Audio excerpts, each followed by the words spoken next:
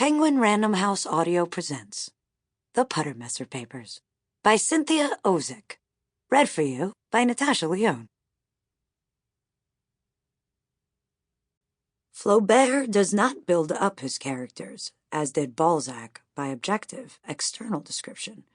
In fact, so careless is he of their outward appearance that on one occasion he gives Emma brown eyes, on another deep black eyes, and on another blue eyes. A comment by Dr. Enid Starkey, quoted disapprovingly in Flaubert's Parrot by Julian Barnes. Puttermesser, her work history, her ancestry, her afterlife. Puttermesser was 34, a lawyer. She was also something of a feminist. Not crazy, but she resented having Ms. put in front of her name. She thought it pointedly discriminatory. She wanted to be a lawyer among lawyers. Though she was no virgin, she lived alone, but idiosyncratically, in the Bronx, on the Grand Concourse, among other people's decaying old parents. Her own had moved to Miami Beach. In furry slippers left over from high school, she roamed the same endlessly mazy apartment she had grown up in. Her aging piano sheets still on top of the upright, with the teacher's X marks on them showing where she should practice up to. Puttermesser always pushed a little ahead of the actual assignment. In school, too. Her teachers told her mother she was highly motivated, achievement-oriented. Also, she had scholastic drive. Her mother wrote all these things down in a notebook, kept it always, and took it with her to Florida in case she should die there.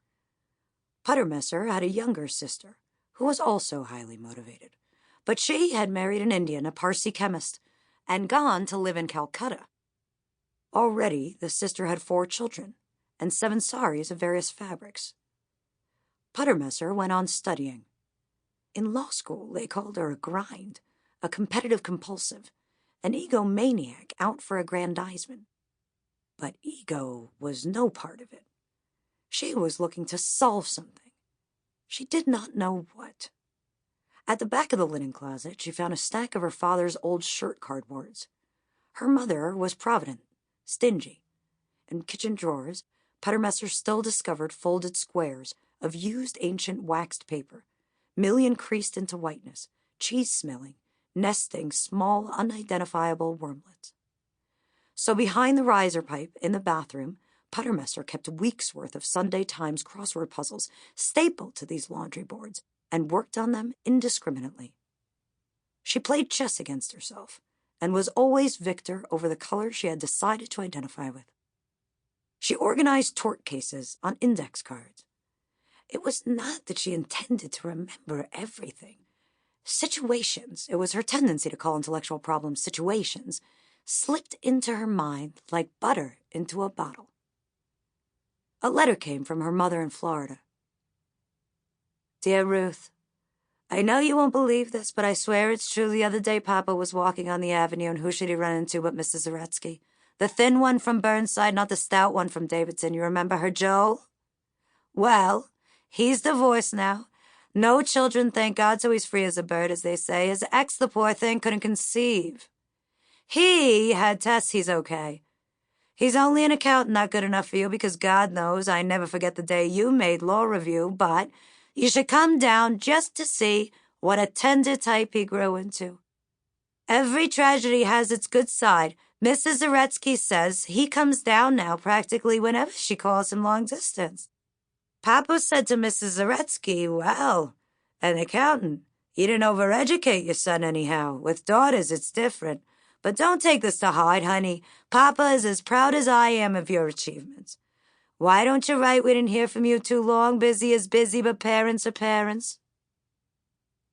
Puttermesser had a Jewish face and a modicum of American distrust of it. She resembled no poster she had ever seen. She hated the Breck shampoo girl, so blonde and bland and pale-mouthed. She boycotted Breck because of the golden-haired posters, all crudely idealized, an American wet dream in the subway. Puttermesser's hair came in bouncing scallops, layered waves from scalp to tip, like imbricated roofing tile. It was nearly black and had a way of sometimes sticking straight out. Her nose had thick, well-haired, uneven nostrils, the right one noticeably wider than the other. Her eyes were small, the lashes short, invisible. She had one of those Jewish faces with a vaguely Asian cast. With all this, it was a fact she was not bad-looking. She had a good skin with so far few lines or pits or signs of looseness to come. Her jaw was pleasing. A baby jowl appeared only when she put her head deep in a book. In bed, she studied Hebrew grammar. The permutations of the triple-lettered root elated her.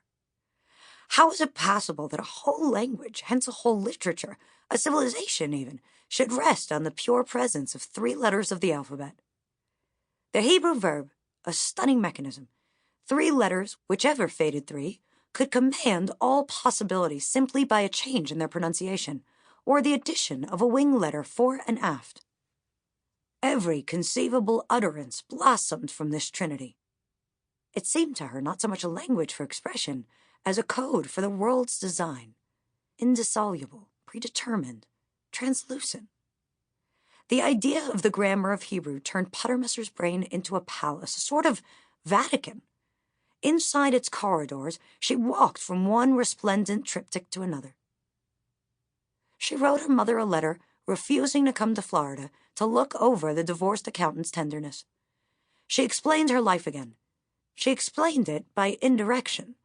She wrote, "I have a cynical apperception of power, due no doubt to my current job. You probably haven't heard of the Office for Visas and Registration, OVER for short. It's located on Ogoryova Street in Moscow, USSR. I could enumerate for you a few of the innumerable bureaucratic atrocities of OVER, not that anyone knows them all, but I could give you a list of the names of all those criminals, down to the women clerks. Yefimova, Korolova, Akulova, Arkhipova, Izrailova, all of them on Kolpachny Street, in an office headed by Zolotukhin, the assistant to Colonel Smirnov, who's under Ovchinnikov, who is second in command to General Viryan. Only Viryan and Ovchinnikov aren't on Kolpachny Street. They're the ones in the head office, the MDV, Internal Affairs Ministry, on Ogoryova Street. Someday, all the Soviet Jews will come out of the spider's clutches of these people and be free. Please explain to Papa that this is one of the highest priorities of my life at this time in my personal history. Do you think a Joel Zaretsky can share such a vision?" Immediately after law school, Puttermesser entered the firm of Midland, Reed, and Cockleberry. It was a blue-blood Wall Street firm, and Puttermesser, hired for her brains and ingratiating, Reed immigrant-like industry, was put into a back office to hunt up all force cases for the men up front. Though a Jew and a woman, she felt little discrimination. The back office was chiefly the repository of unmitigated drudgery, and therefore of usable youth. Often enough, it kept its lights burning till 3 in the morning. It was right that the top rung of law school should earn you the bottom of the ladder in the actual world of all fours. The wonderful thing was the fact of the ladder itself. And though she was the only woman, Puttermesser was not the only Jew. 3 Jews a year joined the back precincts of Midland Reed. 4 the year Puttermesser came, which meant they thought woman more than Jew at the sight of her. 3 Jews a year left, not the same 3. Lunchtime was difficult. Most of the young men went to 1 or 2 athletic clubs nearby to work out. Puttermesser ate from a paper bag at her desk, along with the other Jews, and this was strange. The young male Jews appeared to be as committed to the squash courts as the others. Alas, the athletic clubs would not have them, and this, too, was preternatural. The young Jews were indistinguishable from the others. They bought the same suits from the same tailors, wore precisely the same shirts and shoes, were careful to avoid tie clips and to be barbered a good deal shorter than the wild men of the streets, though a bit longer than the prigs in the banks. Puttermesser remembered what Anatole France said of Dreyfus, that he was the same type as the officers who condemned him. In their shoes he would have condemned himself. Only their accents fell short of being identical. The ah a shade too far into the nose. Sample complete. Ready to continue?